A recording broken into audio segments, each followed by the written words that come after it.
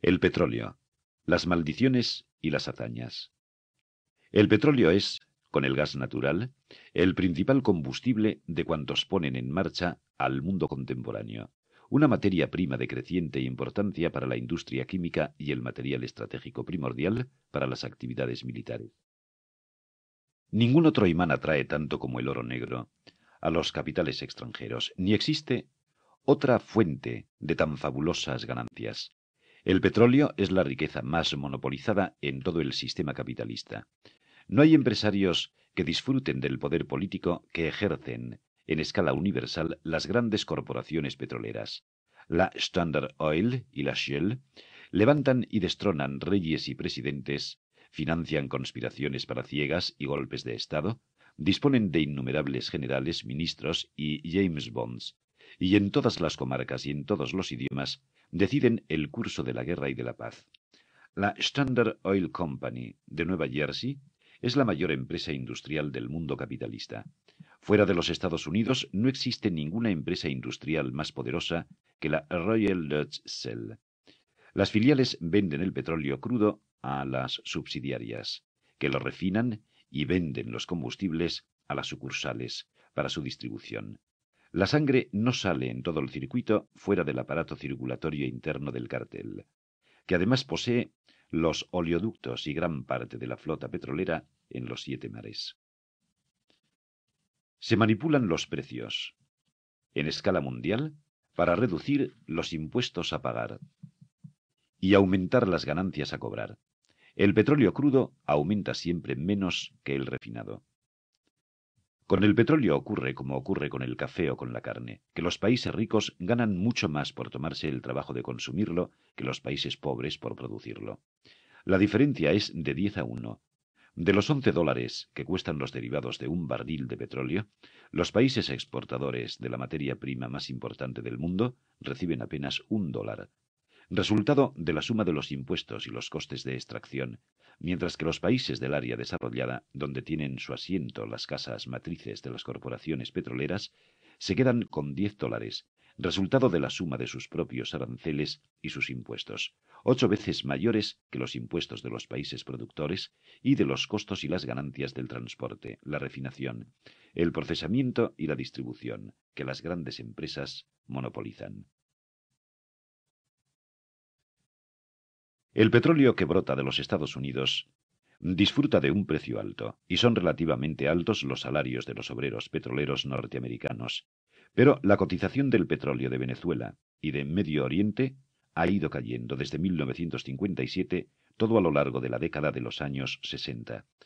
Cada barril de petróleo venezolano, por ejemplo, valía, en promedio, $2,65 en 1957. Y mientras escribo este capítulo a fines de 1970, el precio es de $1,86.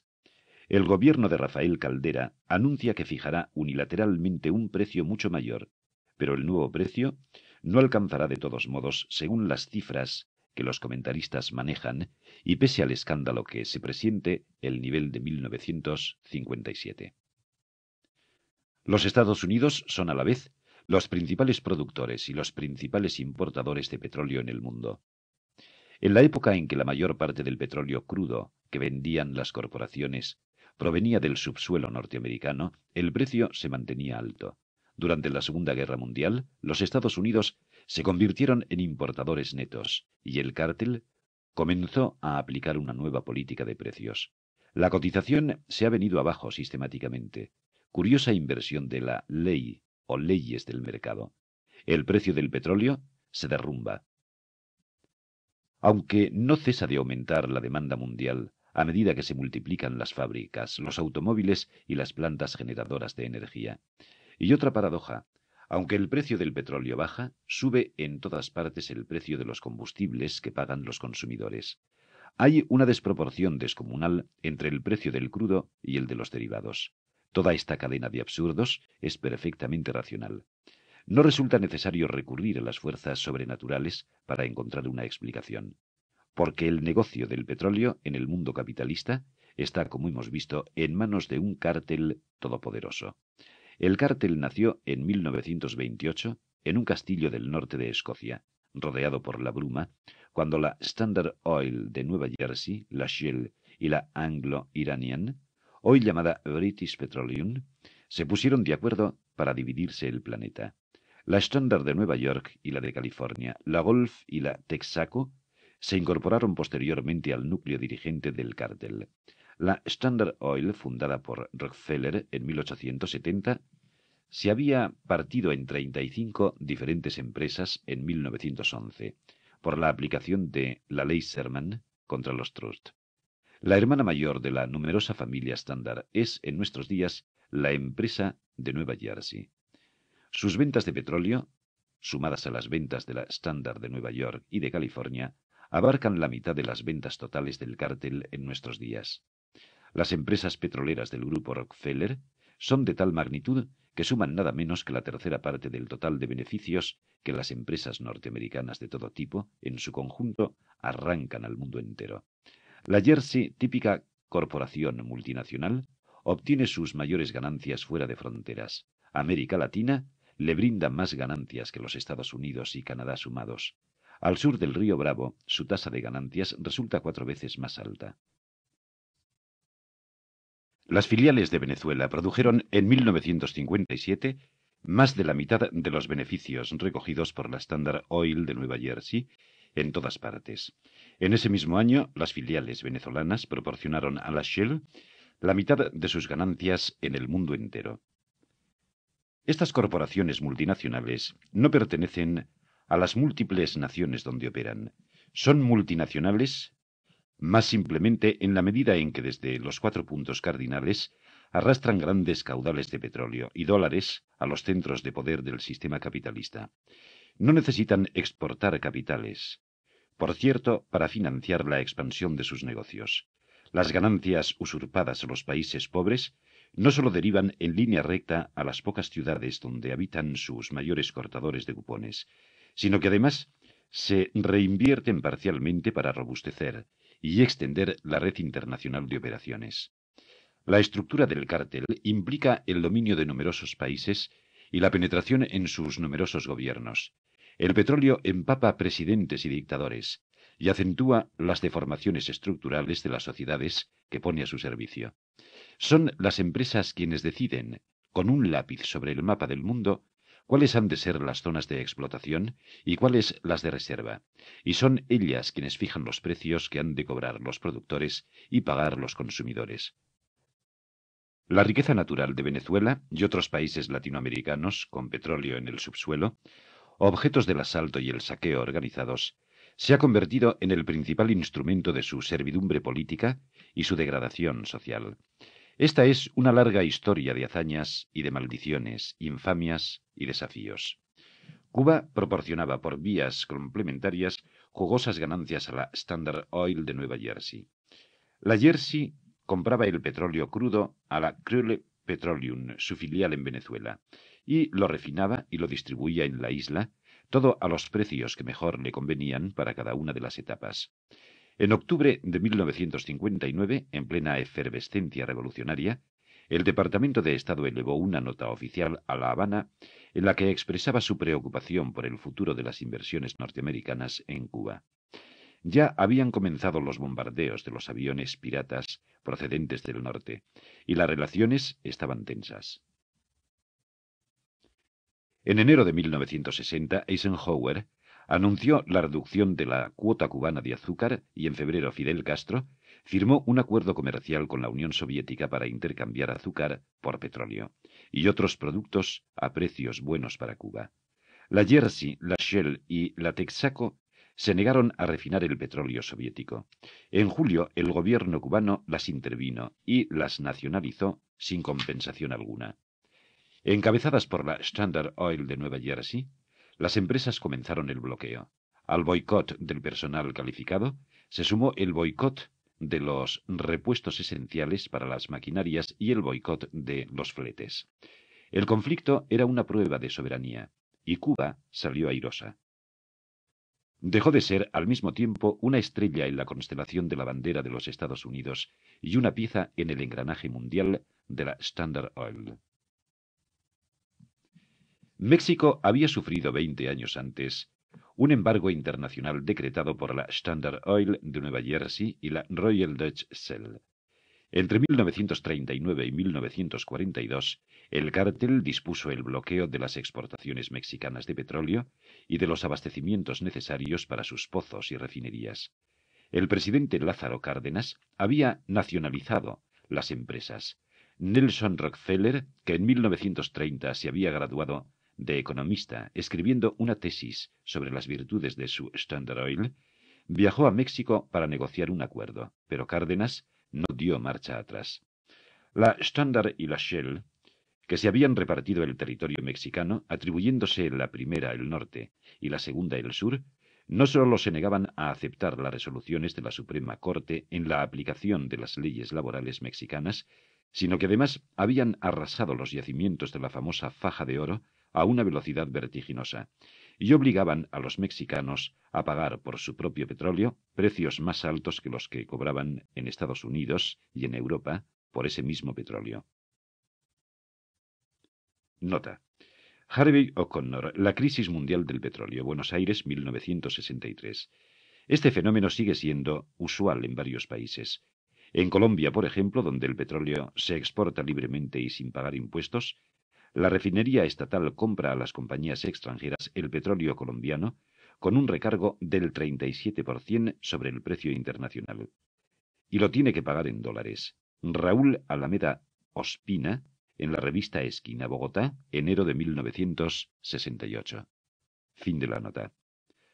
En pocos meses, la fiebre exportadora había agotado brutalmente muchos pozos que hubieran podido seguir produciendo durante 30 o 40 años. Habían quitado a México, escribe O'Connor, sus depósitos más ricos, y sólo le habían dejado una colección de refinerías anticuadas, campos exhaustos, los pobreríos de la ciudad de Tampico y recuerdos amargos. En menos de 20 años, la producción se había reducido a una quinta parte. México se quedó con una industria decrépita, orientada hacia la demanda extranjera y con 14.000 obreros. Los técnicos se fueron y hasta desaparecieron los medios de transporte. Cárdenas convirtió la recuperación del petróleo en una gran causa nacional y salvó la crisis a fuerza de imaginación y de coraje. Pemex, Petróleos Mexicanos, la empresa creada en 1938 para hacerse cargo de toda la producción y el mercado, es hoy la mayor empresa no extranjera de toda América Latina. A costa de las ganancias que Pemex produjo, el gobierno mexicano pagó abultadas indemnizaciones a las empresas entre 1947 y 1962, pese a que, como bien dice Jesús Silva Herzog, México no es el deudor de esas compañías piratas, sino su acreedor legítimo. En 1949, la Standard Oil interpuso veto a un préstamo que los Estados Unidos iban a conceder a Pemex, y muchos años después, ya cerradas las heridas por obra de las generosas indemnizaciones, Pemex vivió una experiencia semejante ante el Banco Interamericano de Desarrollo. Uruguay fue el país que creó la primera refinería estatal en América Latina, la ANCAP, Administración Nacional de Combustibles. Alcohol y Portland había nacido en 1931, y la refinación y la venta de petróleo crudo figuraban entre sus funciones principales. Era la respuesta nacional a una larga historia de abusos del trust en el Río de la Plata. Paralelamente, el Estado contrató la compra de petróleo barato en la Unión Soviética. El cártel financió de inmediato una furiosa campaña de desprestigio contra el ente industrial del Estado uruguayo y comenzó su tarea de extorsión y amenaza. Se afirmaba que el Uruguay no encontraría quien le vendiera las maquinarias y que se quedaría sin petróleo crudo, que el Estado era un pésimo administrador y que no podía hacerse cargo de tan complicado negocio. El golpe palaciego de marzo de 1933 despedía cierto olor a petróleo. La dictadura de Gabriel Terra anuló el derecho de la ANCAP a monopolizar la importación de combustibles, y en enero de 1938 firmó los convenios secretos con el cártel, ominosos acuerdos que fueron ignorados por el público hasta un cuarto de siglo después y que todavía están en vigencia. De acuerdo con sus términos, el país está obligado a comprar un 40% del petróleo crudo sin licitación, y donde lo indiquen la Standard Oil, la Shell, la Atlantic y la Texaco, a los precios que el cártel fija. Además, el Estado, que conserva el monopolio de la refinación, paga todos los gastos de las empresas, incluyendo la propaganda, los salarios privilegiados y los lujosos muebles de sus oficinas. Nota. Vivian Trías, Imperialismo y Petróleo en el Uruguay, Montevideo, 1963. También el discurso del diputado Enrique Erro en el Diario de Sesiones de la Cámara de Representantes, número 1211, tomo 577, Montevideo, 8 de septiembre de 1966.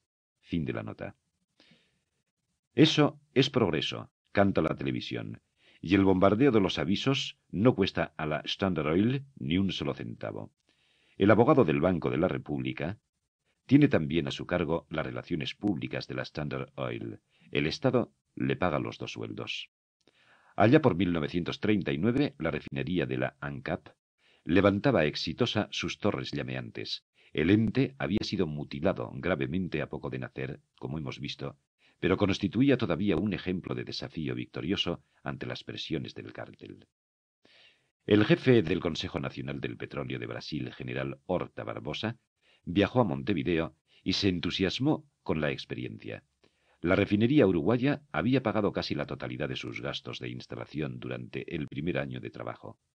Gracias a los esfuerzos del general Barbosa, sumados al fervor de otros militares nacionalistas, Petrobras, la empresa estatal brasileña, pudo iniciar sus operaciones en 1953 al grito de «O petróleo é nosso». Actualmente, Petrobras es la mayor empresa de Brasil. Nota.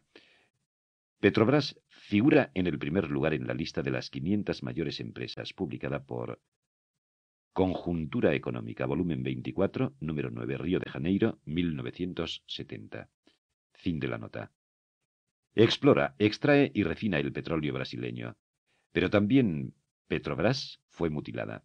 El cártel le ha arrebatado dos grandes fuentes de ganancias. En primer lugar, la distribución de la gasolina, los aceites, el querosene y los diversos fluidos. Un estupendo negocio que la ESO, la Shell y la Atlantic manejan por teléfono sin mayores dificultades y con tan buen resultado que este es, después de la industria automotriz, el rubro más fuerte de la inversión norteamericana en Brasil. En segundo lugar, la industria petroquímica, generoso manantial de beneficios que ha sido desnacionalizada hace pocos años por la dictadura del mariscal Castelo Branco. Recientemente el cártel desencadenó una estrepitosa campaña destinada a despojar a Petrobras del monopolio de la refinación. Los defensores de Petrobras recuerdan que la iniciativa privada, que tenía el campo libre, no se había ocupado del petróleo brasileño antes de 1953. Declaraciones del ingeniero Marcio Leite Cesarino en Correio que Mana, Río de Janeiro, 28 de enero de 1967. Y procuran devolver a la frágil memoria del público un episodio bien ilustrativo de la buena voluntad de los monopolios.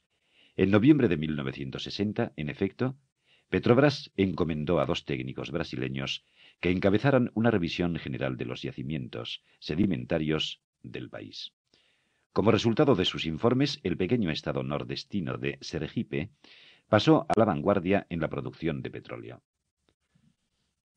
Poco antes, en agosto, el técnico norteamericano Walter Lenk, que había sido el principal geólogo de la Standard Oil de Nueva Jersey, había recibido del Estado brasileño $500,000 por una montaña de mapas y un extenso informe que tachaba de inexpresiva la espesura sedimentaria de Sergipe. Hasta entonces había sido considerada de grado B y Lenk la rebajó a grado C. Después se supo que era de grado A.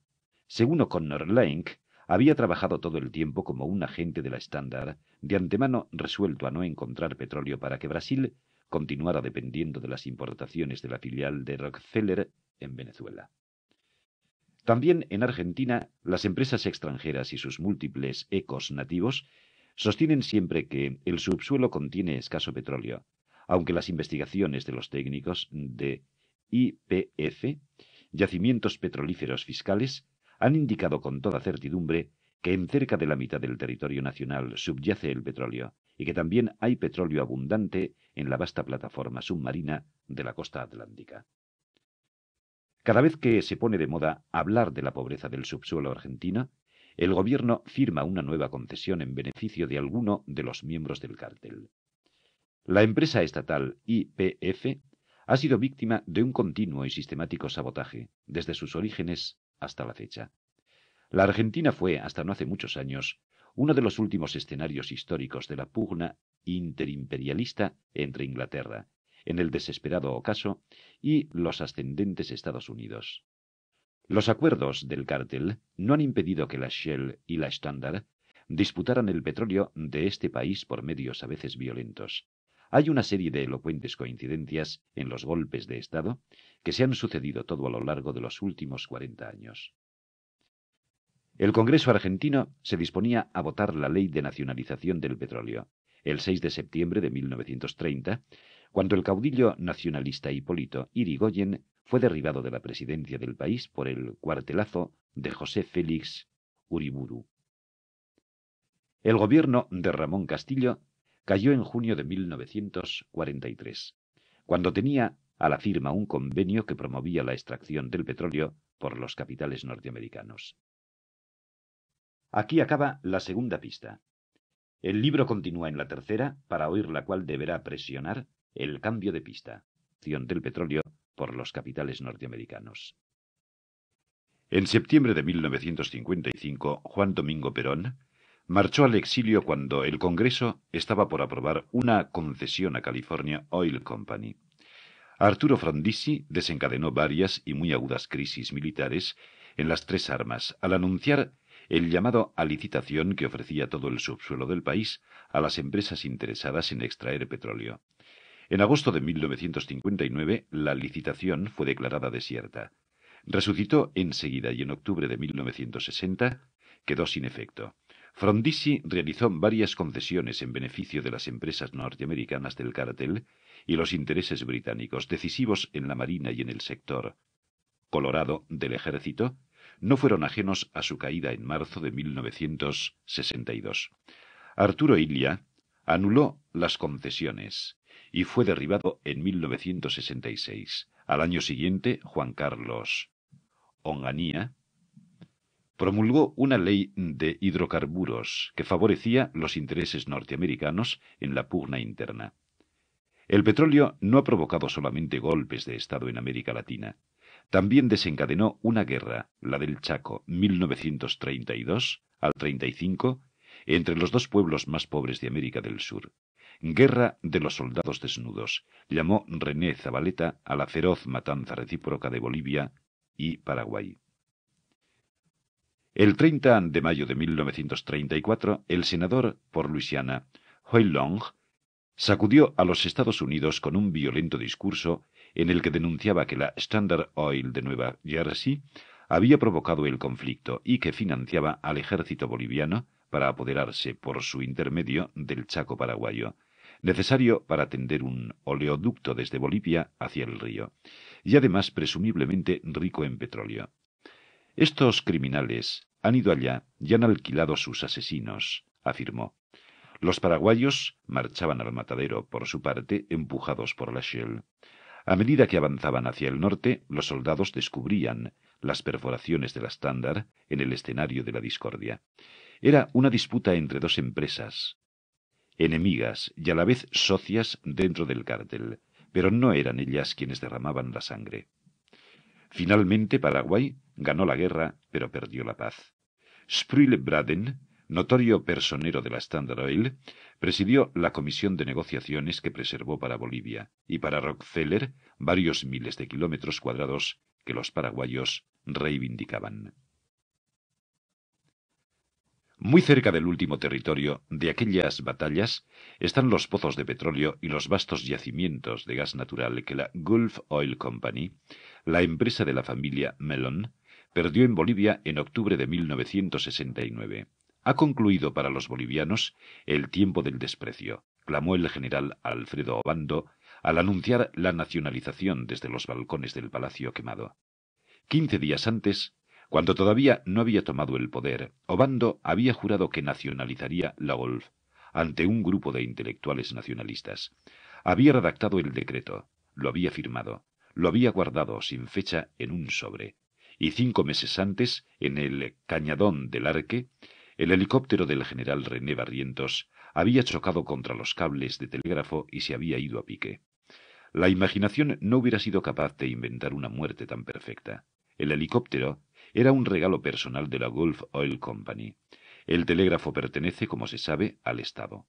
Junto con Barrientos ardieron 2 valijas llenas de dinero que él llevaba para repartir billete por billete entre los campesinos, y algunas metralletas que no bien prendieron fuego comenzaron a regar una lluvia de balas en torno del helicóptero incendiado, de tal modo que nadie pudo acercarse a rescatar al dictador mientras se quemaba vivo.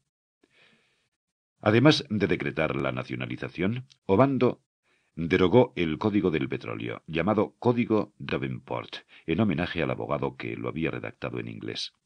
Para la elaboración del código, Bolivia había obtenido en 1956 un préstamo de los Estados Unidos. En cambio, el Exim Bank, la banca privada de Nueva York y el Banco Mundial habían respondido siempre con la negativa a las solicitudes de crédito para el desarrollo de YPFB, la empresa petrolera del Estado. El gobierno norteamericano hacía siempre suya la causa de las corporaciones petroleras privadas. Nota. Los ejemplos abundan en la historia, reciente o lejana. Irving Florman, embajador de los Estados Unidos en Bolivia, informaba a Donald Dawson de la Casa Blanca el 28 de diciembre de 1950. Desde que he llegado aquí, he trabajado diligentemente en el proyecto de abrir ampliamente la industria petrolera de Bolivia a la penetración de la empresa privada norteamericana y ayudar a nuestro programa de defensa nacional en vasta escala. Y también sabía que a usted le interesaría escuchar que la industria petrolera de Bolivia y esta tierra entera están ahora bien abiertas a la libre iniciativa norteamericana. Bolivia es, por lo tanto, el primer país del mundo que ha hecho una desnacionalización o una nacionalización a la inversa.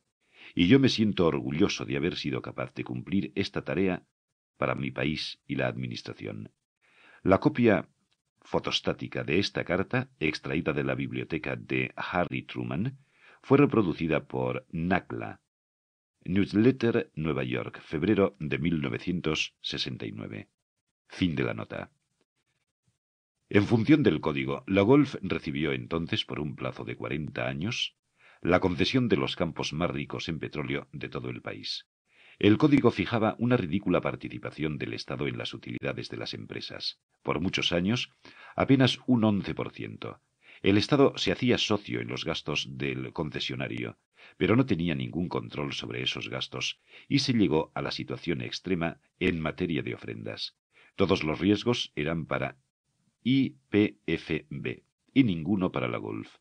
En la carta de intenciones, firmada por la Gulf a fines de 1966, durante la dictadura de Barrientos, se estableció en efecto que en las operaciones conjuntas con YPFB, la Gulf recobraría el total de sus capitales invertidos en la exploración de un área, si no encontraba petróleo.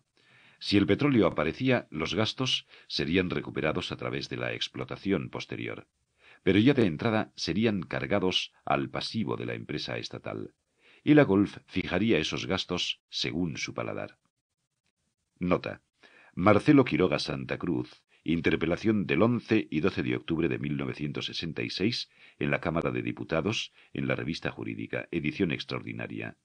Cochabamba, 1967. Fin de la nota. En esta misma carta de intenciones, la Golf se atribuyó también, con toda tranquilidad, la propiedad de los yacimientos de gas, que no se le habían concedido nunca. El subsuelo de Bolivia contiene mucho más gas que petróleo. El general Barrientos hizo un gesto de distracción. Resultó suficiente. Un simple pase de manos para decidir el destino de la principal reserva de energía de Bolivia, pero la función no había terminado. Un año antes de que el general Alfredo Obando expropiara la Golf en Bolivia, otro general nacionalista, Juan Velasco Alvarado, había estatizado los yacimientos y la refinería de la International Petroleum Company, filial de la Standard Oil de Nueva Jersey, en Perú. Velasco había tomado el poder a la cabeza de una junta militar y en la cresta de la ola de un gran escándalo político. El gobierno de Fernando Belaúnde Terry había perdido la página final del Convenio de Talara, suscrito entre el Estado y la IPC. Esa página misteriosamente evaporada, la página 11, contenía la garantía del precio mínimo que la empresa norteamericana debía pagar por el petróleo crudo nacional en su refinería. El escándalo no terminaba allí. Al mismo tiempo, se había revelado que la subsidiaria de la Standard había estafado a Perú en más de $1.000 millones a lo largo de medio siglo a través de los impuestos y las regalías que había eludido y de otras variadas formas del fraude y la corrupción. El director de la IPC se había entrevistado con el presidente Belaúnde en 60 ocasiones antes de llegar al acuerdo que provocó el alzamiento militar. Durante 2 años, mientras las negociaciones con la empresa avanzaban, se rompían y comenzaban de nuevo, el Departamento de Estado había suspendido todo tipo de ayuda a Perú. Nota. Cuando el escándalo estalló, la Embajada de los Estados Unidos no guardó un prudente silencio. Uno de sus funcionarios llegó a afirmar que no existía ningún original del contrato de Talara. Richard N. Godwin. El conflicto con la IPC. Carta de Perú, reproducido por The New Yorker, por Comercio Exterior México, julio de 1969. Fin de la nota. Virtualmente no quedó tiempo para reanudar la ayuda, porque la claudicación selló la suerte del presidente acosado. Cuando la empresa de Rockefeller presentó su protesta ante la Corte Judicial peruana, la gente arrojó moneditas a los rostros de sus abogados. América Latina es una caja de sorpresas. No se agota nunca la capacidad de asombro de esta región torturada del mundo. En los Andes, el nacionalismo militar ha resurgido con ímpetu como un río subterráneo largamente escondido. Los mismos generales que hoy están llevando adelante en un proceso contradictorio una política de reforma y de afirmación patriótica, habían aniquilado poco antes a los guerrilleros. Muchas de las banderas de los caídos han sido recogidas así por sus propios vencedores. Los militares peruanos habían regado con napalm algunas zonas guerrilleras en 1965, y había sido la International Petroleum Company, filial de la Standard Oil de Nueva Jersey, quien les había proporcionado la gasolina y el know-how para que elaboraran las bombas en la base aérea de Las Palmas, cerca de Lima. El lago de Maracaibo en el buche de los grandes buitres de metal. Aunque su participación en el mercado mundial se ha reducido a la mitad en los años 60, Venezuela es todavía en 1970 el mayor exportador de petróleo. De Venezuela proviene casi la mitad de las ganancias que los capitales norteamericanos sustraen a toda América Latina. Este es uno de los países más ricos del planeta y también uno de los más pobres y uno de los más violentos. Ostenta el ingreso per cápita más alto de América Latina y posee la red de carreteras más completa y ultramoderna. En proporción a la cantidad de habitantes, ninguna otra nación del mundo bebe tanto whisky escocés. Las reservas de petróleo, gas y hierro que su subsuelo ofrece a la explotación inmediata podrían multiplicar por 10 la riqueza de cada uno de los venezolanos. En sus vastas tierras vírgenes podría caber entera la población de Alemania o Inglaterra. Los taladros han extraído en medio siglo una renta petrolera tan fabulosa que duplica los recursos del Plan Marshall para la reconstrucción de Europa. Desde que el primer pozo de petróleo reventó a torrentes, la población se ha multiplicado por 3 y el presupuesto nacional por 100, pero buena parte de la población, que disputa las sobras de la minoría dominante, no se alimenta mejor que en la época en que el país dependía del cacao y del café. Caracas, la capital, creció 7 veces en 30 años. La ciudad, patriarcal, de frescos patios, plaza mayor y catedral silenciosa, se ha erizado de rascacielos en la misma medida en que han brotado las torres de petróleo en el lago de Maracaibo. Ahora es una pesadilla de aire acondicionado, supersónica y estrepitosa, un centro de la cultura del petróleo que prefiere el consumo a la creación y que multiplica las necesidades artificiales para ocultar las reales. Caracas ama los productos sintéticos y los alimentos enlatados. No camina nunca, solo se moviliza en automóvil y ha envenenado con los gases de los motores el limpio aire del valle. A Caracas le cuesta dormir porque no puede apagar la ansiedad de ganar y comprar, consumir y gastar, apoderarse de todo. En las laderas de los cerros, más de 500.000 de olvidados contempla desde sus chozas armadas de basura el derroche ajeno. Relampaguean los millares y millares de automóviles último modelo por las avenidas de la dorada capital. En vísperas de las fiestas, los barcos llegan al puerto de La Guaira, atiborrados de champaña francesa, whisky de Escocia y bosques de pinos de Navidad que vienen del Canadá, mientras la mitad de los niños y los jóvenes de Venezuela quedan todavía en 1970, según los censos, fuera de las aulas de enseñanza. 3,5 millones de barriles de petróleo produce Venezuela cada día para poner en movimiento la maquinaria industrial del mundo capitalista. Pero las diversas filiales de la Standard Oil, la Shell, la Gulf y la Texaco no explotan las 4/5 partes de sus concesiones, que siguen siendo reservas invictas, y más de la mitad del valor de las exportaciones no vuelve nunca al país.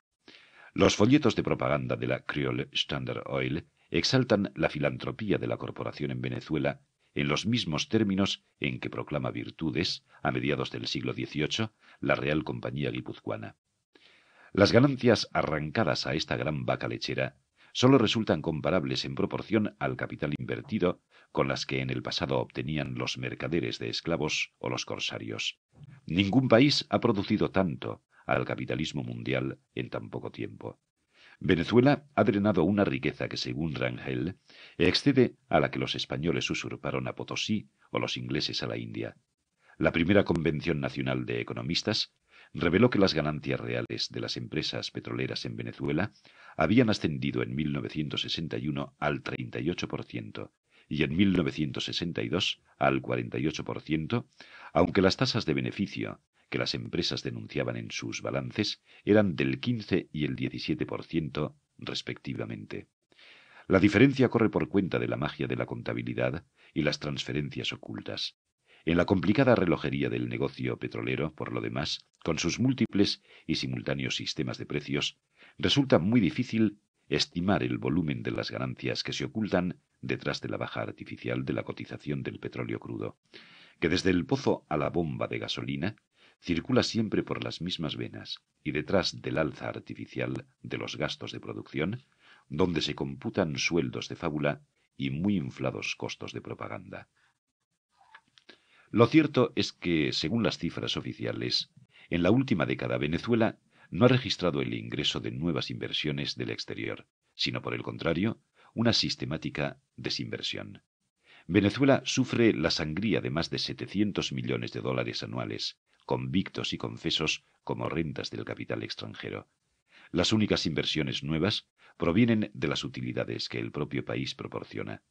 Mientras tanto, los costos de extracción del petróleo van bajando en línea vertical, porque cada vez las empresas ocupan menos mano de obra. Solo entre 1959 y 1962 se redujo en más de 10.000 la cantidad de obreros. Quedaron poco más de 30.000 en actividad y a fines de 1970, ya que el petróleo ocupa nada más que 23.000 trabajadores. La producción, en cambio, ha crecido mucho en esta última década. Como consecuencia de la desocupación creciente, se agudizó la crisis de los campamentos petroleros del lago de Maracaibo. El lago es un bosque de torres. Dentro de las armazones de hierros cruzados, el implacable cabeceo de los balancines genera desde hace medio siglo toda la opulencia y toda la miseria de Venezuela. Junto a los balancines arden los mechurrios, quemando impunemente el gas natural que el país se da el lujo de regalar a la atmósfera. Se encuentran balancines hasta en los fondos de las casas y en las esquinas de las calles de las ciudades que brotaron a chorros, como el petróleo, en las costas del lago. Allí el petróleo tiñe de negro las calles y las ropas, los alimentos y las paredes, y hasta Las profesionales del amor llevan apodos petroleros tales como la tubería, o la cuatro válvulas, la cabria, o la remolcadora. Los precios de la vestimenta y la comida son aquí más altos que en Caracas. Estas aldeas modernas, tristes de nacimiento, pero a la vez aceleradas por la alegría del dinero fácil, han descubierto ya que no tienen destino. Cuando se mueren los pozos, la supervivencia se convierte en materia de milagro. Quedan los esqueletos de las casas, las aguas aceitosas de veneno matando peces y lamiendo las zonas abandonadas. La desgracia acomete también a las ciudades que viven de la explotación de los pozos en actividad por los despidos en masa y la mecanización creciente. Por aquí el petróleo nos pasó por encima. Decía un poblador de Lagunillas en 1966, Cabimas, que durante medio siglo fue la mayor fuente de petróleo de Venezuela y que tanta prosperidad ha regalado a Caracas y al mundo, no tiene ni siquiera cloacas, cuenta apenas con un par de avenidas asfaltadas. La euforia se había desatado largos años atrás. Hacia 1917 el petróleo coexistía ya en Venezuela con los latifundios tradicionales, los inmensos campos despoblados y de tierras ociosas donde los hacendados vigilaban el rendimiento de su fuerza de trabajo, azotando a los peones o enterrándolos vivos hasta la cintura. A fines de 1922 reventó el Pozo de la Rosa, que chorreaba 100.000 barriles por día, y se desató la borrasca petrolera. Brotaron los taladros y las cabrias en el lago de Maracaibo, súbitamente invadido por los aparatos extraños y los hombres con cascos de corcho. Los campesinos afluían y se instalaban sobre los suelos hirvientes, entre tablones y latas de aceite, para ofrecer sus brazos al petróleo. Los acentos de Oklahoma y Texas resonaban por primera vez en los llanos y en la selva, hasta en las más escondidas comarcas. 73 empresas surgieron en un santiamén. El rey del carnaval de las concesiones era el dictador Juan Vicente Gómez, un ganadero de los Andes que ocupó sus 27 años de gobierno, 1908 al 35, haciendo hijos y negocios. Mientras los torrentes negros nacían a borbotones, Gómez extraía acciones petroleras de sus bolsillos repletos, y con ellas recompensaba a sus amigos, a sus parientes y a sus cortesanos, al médico que le custodiaba la próstata y a los generales que le custodiaban las espaldas, a los poetas que cantaban su gloria y al arzobispo que le otorgaba permisos especiales para comer carne los Viernes Santos. Las grandes potencias cubrían el pecho de Gómez con lustrosas condecoraciones. Era preciso alimentar los automóviles que invadían los caminos del mundo. Los favoritos del dictador vendían las concesiones a la Shell o a la Standard Oil o a la Gulf. El tráfico de influencias y de sobornos desató la especulación y el hambre de subsuelos. Las comunidades indígenas fueron despojadas de sus tierras y muchas familias de agricultores perdieron por las buenas o por las malas sus propiedades. La ley petrolera de 1922 fue redactada por los representantes de 3 firmas de los Estados Unidos. Los campos de petróleo estaban cercados y tenían policía propia. Se prohibía la entrada a quienes no portaran la ficha de enrolamiento de las empresas. Estaba vedado hasta el tránsito por las carreteras que conducían el petróleo a los puertos. Cuando Gómez murió, en 1935, los obreros petroleros cortaron las alambradas de púas que rodeaban los campamentos y se declararon en huelga. En 1948, con la caída del gobierno de Rómulo Gallegos, se cerró el ciclo reformista inaugurado 3 años antes, y los militares victoriosos rápidamente redujeron la participación del Estado sobre el petróleo extraído por las filiales del cártel. La rebaja de impuestos se tradujo en 1954 en más de 300 millones de dólares de beneficios adicionales para la Standard Oil. En 1953, un hombre de negocios de los Estados Unidos había declarado en Caracas: «Aquí usted tiene la libertad de hacer con su dinero lo que le plazca». Para mí esa libertad vale más que todas las libertades políticas y civiles juntas. Times, edición para América Latina, 11 de septiembre de 1953. Cuando el dictador Marcos Pérez Jiménez fue derribado en 1958, Venezuela era un vasto pozo petrolero rodeado de cárceles y cámaras de torturas que importaba todo desde los Estados Unidos. Los automóviles y las heladeras, la leche condensada, los huevos, las lechugas, las leyes y los decretos. La mayor de las empresas de Rockefeller, la Creole, había declarado en 1957 utilidades que llegaban casi a la mitad de sus inversiones totales. La Junta Revolucionaria de Gobierno elevó el impuesto a la renta de las empresas mayores de un 25 a un 45%. En represalia, el cártel dispuso la inmediata caída del precio del petróleo venezolano y fue entonces cuando comenzó a despedir en masa a los obreros. Tan abajo se vino el precio que, a pesar del aumento de los impuestos y del mayor volumen de petróleo exportado, en 1958 el Estado recaudó 60 millones de dólares menos que en el año anterior. Los gobiernos siguientes no nacionalizaron la industria petrolera, pero tampoco han otorgado hasta 1970 nuevas concesiones a las empresas extranjeras para la extracción de oro negro. Mientras tanto, el cártel aceleró la producción de sus yacimientos del cercano Oriente y Canadá. En Venezuela, ha cesado virtualmente la prospección de nuevos pozos y la exportación está paralizada. La política de negar nuevas concesiones perdió sentido en la medida en que la Corporación Venezolana del Petróleo, el organismo estatal, no asumió la responsabilidad vacante. La corporación se ha limitado, en cambio, a perforar unos pocos pozos aquí y allá, confirmando que su función no es otra que la que le había adjudicado el presidente Rómulo Betancourt. No alcanzar una dimensión de gran empresa, sino servir de intermediario para las negociaciones en la nueva fórmula de concesiones.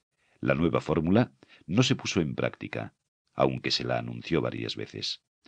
Mientras tanto, el fuerte impulso industrializador, que había cobrado cuerpo y fuerza desde hacía 2 décadas, muestra ya visibles síntomas de agotamiento, y vive una impotencia muy conocida en América Latina. El mercado interno, limitado por la pobreza de la mayoría, no es capaz de sustentar el desarrollo manufacturero más allá de ciertos límites.